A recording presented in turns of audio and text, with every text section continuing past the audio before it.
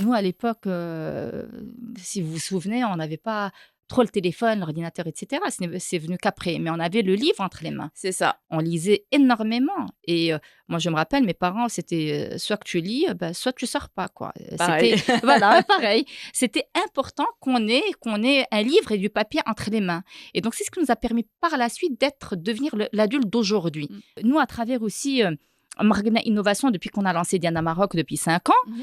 on a pensé à ramener, à drainer, puis à encourager cette belle habitude à reprendre vie.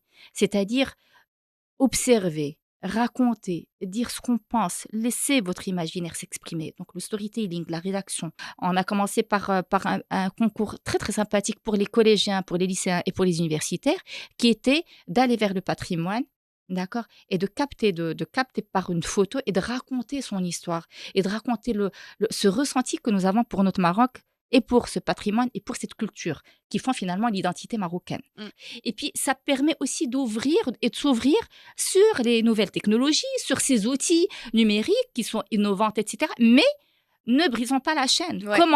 Il faut commencer par l'introduction. Exactement. Avant d'arriver vraiment vers le développement et qu'on n'arrive pas à la fin, parce que la fin ne sera que, en fait, le début encore d'un nouveau cycle. Et d'ailleurs, je parle de cycle de vie. Donc, laissons faire les choses de manière naturelle et ne brisons pas cette chaîne qui est créatrice de richesse pour le Maroc principalement et bien sûr pour les Marocains. Oui.